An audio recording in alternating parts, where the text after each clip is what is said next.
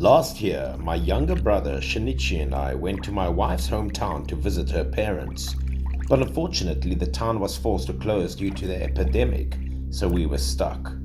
I went fishing with my brother. The lake was located on the south side of the town. I heard that this lake used to be used for fish farming, but it had recently become an abandoned one. Shinichi and I decided to fish here that day because it was located far away from people's houses, undetected by anyone. Fishing took patience, but once you caught a fish, you were always as happy as the New Year's party, so we spent the afternoon fishing all day. We were so immersed in fishing that we forgot the time. Before I knew it, it was already past the afternoon and the sky was getting darker. We had a good harvest that afternoon, but I still didn't want to go home. I wanted to stay and fish a little longer. When I glanced into the distance under the reflection of the water, I vaguely saw two people standing in front of the house next to the lake. Because of the epidemic, no one came here but us. I didn't even see a single person pass by all day. When I suddenly saw someone standing on the dam, I unconsciously turned my head in that direction, wondering if they were the keepers of the lake. But when I looked back, I saw that the top of the dam was empty. The thing confused me a bit. Shinichi saw that I was looking at the top of the dam in confusion, so he also looked up, but unfortunately, we couldn't see anything. After hearing what I said, he once again glanced into the direction, and then confirming that there was nothing important, he didn't care anymore and continued fishing. I started staring at the fish again, but for some reason, I always felt a pair of eyes staring at me from the side of the house on the dam. As if something urged me on, I couldn't help but look back. As I looked back, there was no one there but the dark old house. I took a closer look at the house and thought to myself that maybe there was a man in the old house, but because it was so dark inside, I couldn't see anything at all. I didn't care much about this. But then I looked again at something floating in the water. As we waited for the fish to bite, Shinichi caught another one. At first I was happy, but in my heart I always felt nervous and worried about something. This time I didn't look back at the actual house's picture, but looked at its reflection in the water. The moment I looked at the water and saw a shadow, I got so scared that I almost threw my fishing rod into the water. I did see a figure in front of the house. It was a man not standing in front of the house, but hanging from the upper beam.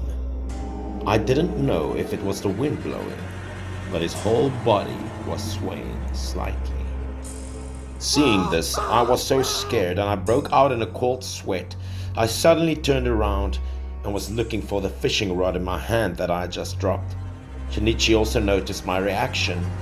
There was an inexplicable surprise on his face as he looked at me and followed my gaze to the house on the dam. In that moment, I understood that something was indeed wrong. I couldn't tell what it was either. Shinichi seemed to realize something as he looked at the house too. He didn't say another word, but his face changed, just like mine. Shinichi gradually understood the seriousness of the matter, and we both quickly packed up and left. As soon as we left the fish pond, we hurriedly started the car, and during the ride, neither of us spoke and the atmosphere was a bit tense. But at this point, I was still shivering. On the way back, we had to pass a few abandoned houses adjacent to the dam. We both had mixed feelings about what happened, really scared about what we had seen. We finally passed the house. We both couldn't control ourselves and looked at it one more time. It was old, mossy, empty, and very creepy. As we passed, the lights from the headlights of our cars shone on the dilapidated house. The inside of the house was empty. There was no sign of living people. It was strange. We decided quickly to return home. After confirming that there was no one in that house, the atmosphere in the car calmed down a bit. When we got home, we talked about this. I also talked with my wife and her parents. I heard that the fish pond had been lying empty for more than 10 years, and the reason that that house was abandoned was also a scary thing. Long ago, there was a couple who were leased out by the state to this fish pond, and after that, they spent all their money investing in fish farming. However, some children in the town had sneaked out there to steal fish. Then, because of insulting and scolding these children, the couple was harmed by people. The people even poisoned their fish dam and killed all of the fish. When the couple went to confront the perpetrator, he attacked the husband violently and broke his leg. So not only did all the fish in the pond disappear, but also they had no money for medical treatment. Tragedy struck. The husband couldn't stand, resentful and miserable, so he drank pesticides and committed suicide. At the time, the wife was too heartbroken to go on. She did not have time to think, so she hanged herself on the rafters next to the dam. Since then, some spiritual things have happened regularly in this place. Many people who passed by this lake at night would see them or hear their cries and lamentations. To this very day, the fish pond was no longer contracted, so it was left alone and became a deserted lake. After hearing the story, I was upset and felt sorry for the couple, but I was also a little worried. After all, the fish we caught were also released back into the wild.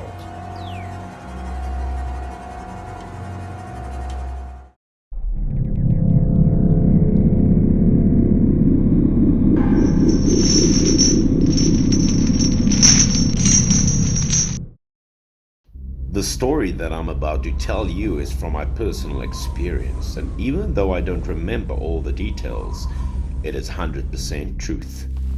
My hometown is in the northwest and it's close to the desert, so it's located in a sandy place where the weather was windy all year round.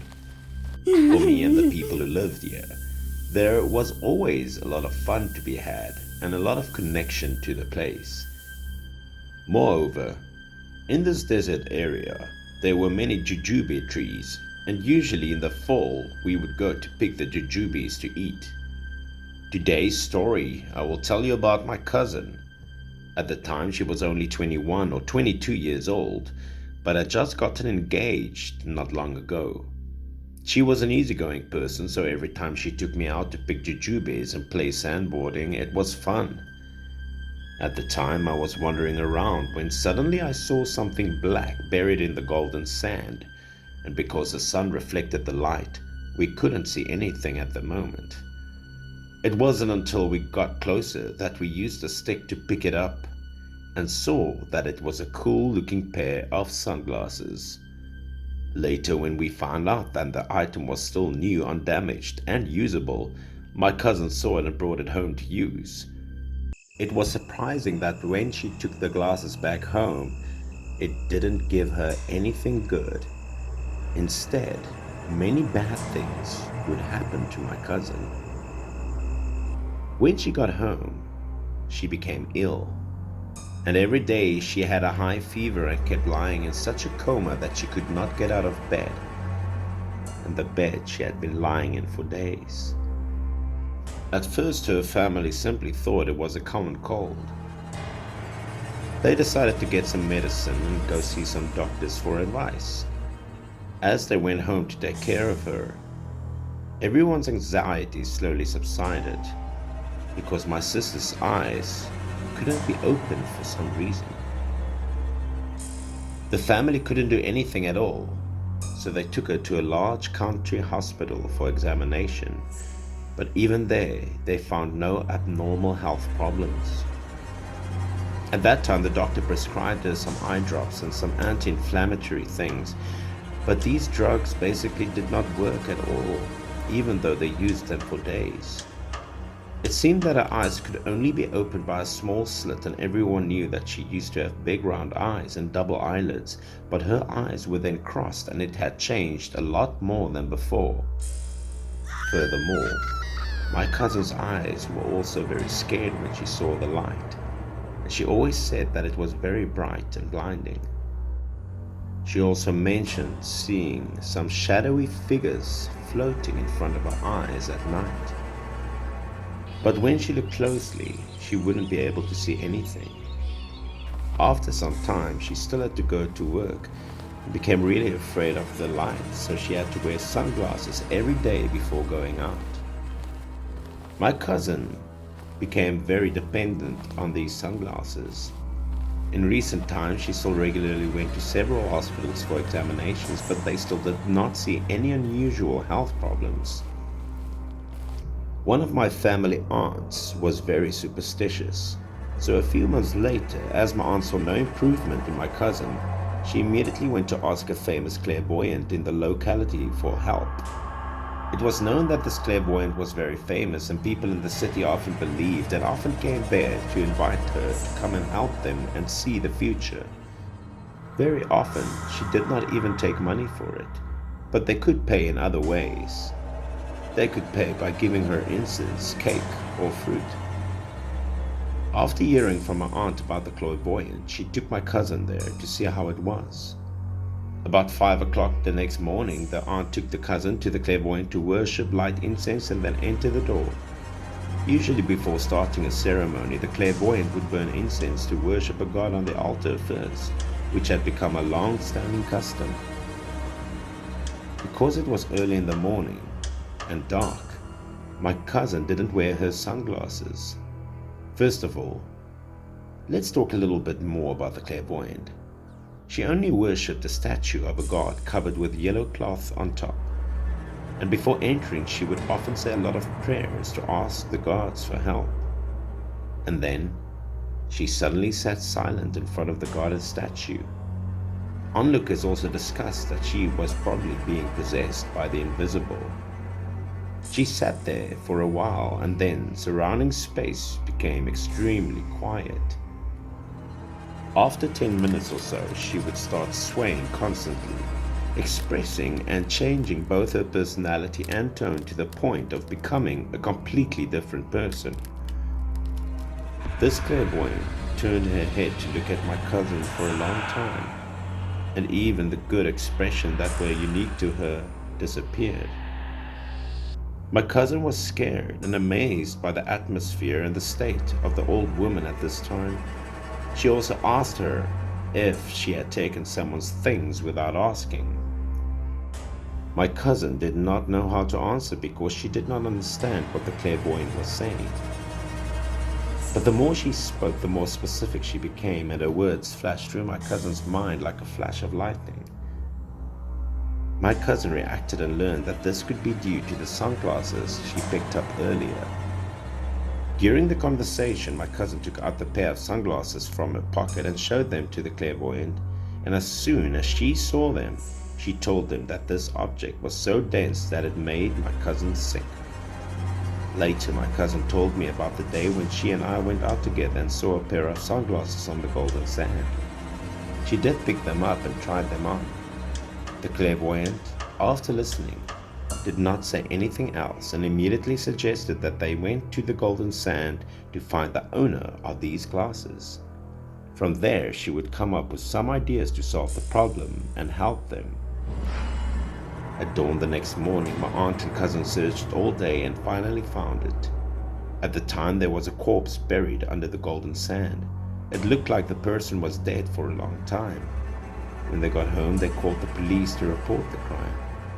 Then they followed the methods the clairvoyant told them of burning some banknotes at the intersection, as well as burning sunglasses.